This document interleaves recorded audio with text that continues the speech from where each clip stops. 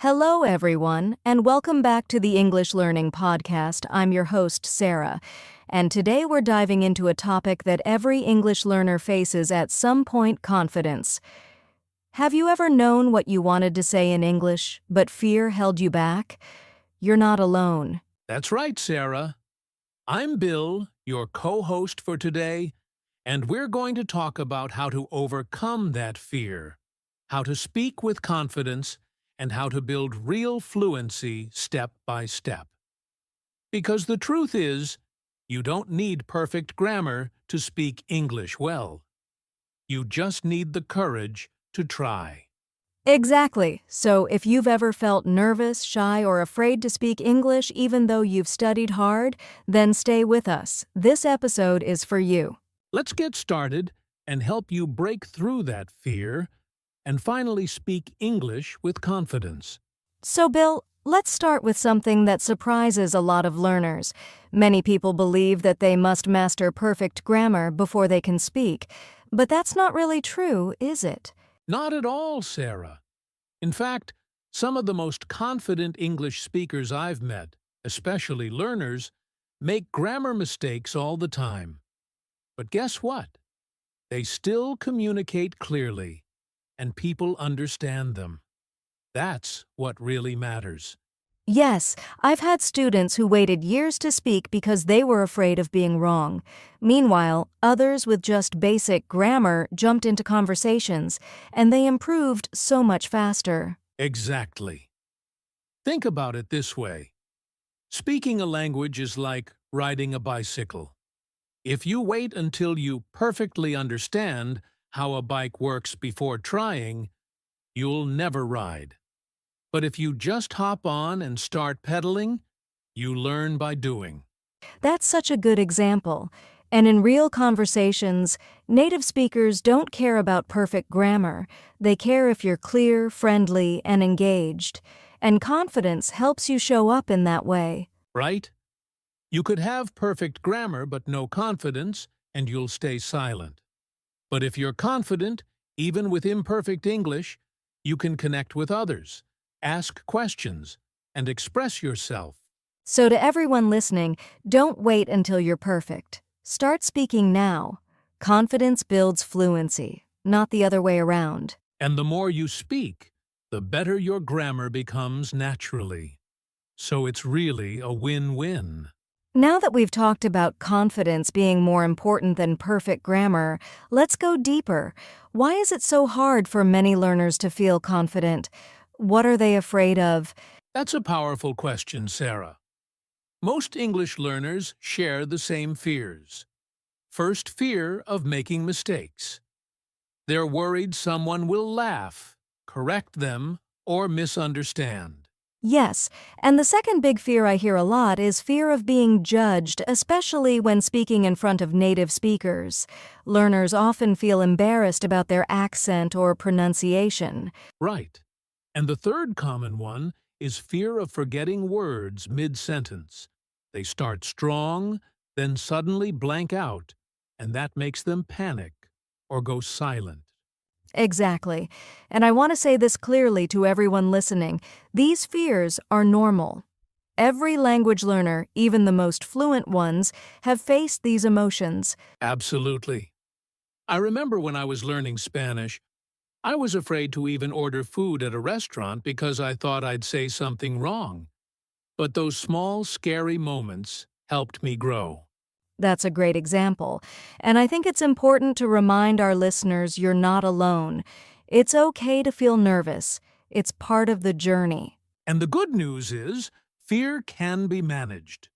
You can train your brain to become more comfortable speaking, even when you're nervous. Yes, and that's what we'll talk about next: how to shift your mindset from fear to growth. Okay, let's tackle the big question. How do we move from fear to a growth mindset when speaking English? The first step is relabeling mistakes. Instead of thinking, I failed, say, I just collected a learning point. Every slip gives you free feedback. Exactly. I sometimes tell my students to picture a video game scoreboard. Every grammar slip is a coin you pick up because it teaches you something new. More slips, more coins, more progress. Love that image. Another shift is from performance to practice. When you treat every conversation like a final exam, you tighten up. But if you see it as practice, like shooting hoops in the driveway, you relax and experiment. Right. And here's a quick mental hack. Before you speak, say to yourself, I'm here to connect, not to impress. That releases the pressure of perfection. Great line. I also recommend a celebration log. After each English interaction, big or small, write one thing you did well. Maybe you asked a follow-up question, or you kept talking even when you forgot a word. These micro-victories rewire your brain to notice progress. Yes. And don't forget visualization. Spend 1 minute each morning picturing yourself chatting confidently at a cafe or in a meeting. Your brain rehearses success before it happens. So to recap, rename mistakes as feedback, treat conversations as practice, celebrate small wins, and visualize confident moments. With these mindset tools, fear slowly loses its power. Beautifully said, Bill. Up next, we'll share simple daily habits that turn this new mindset into real-life speaking confidence. Stay tuned. Now that we've talked about building the right mindset, let's talk action. What are some simple daily habits that learners can start today to boost their speaking confidence? Great question, Sarah. One of the easiest and most powerful habits is mirror talk. Just stand in front of a mirror and speak for 1 minute every day. Talk about your day, your goals, anything. You're not just practicing language, you're also getting comfortable hearing yourself speak English. I love that one. It helps you get used to your voice and your expressions. And if you do it consistently, even for 1 minute a day, your confidence really grows. Another one I recommend is thinking in English during small tasks, like making tea or brushing your teeth. Just describe what you're doing out loud. I'm pouring water. Now I'm adding sugar. It sounds simple, but it trains your brain to respond in English automatically. Yes, and here's a fun habit. Record yourself speaking for 1 minute a day. Pick a topic, record it, then listen back. You'll notice your progress over time, and it also helps you hear areas you can improve with no pressure. And one more, shadowing. Listen to a native speaker and repeat exactly what they say, with the same rhythm and tone. Just 5 minutes a day can do wonders for your fluency and natural speaking flow. All of these are so easy to add into your day. You don't need a classroom or a textbook, just your voice, a mirror or a phone. Exactly. It's all about consistency, not perfection. Start small, keep going, and you'll see real results.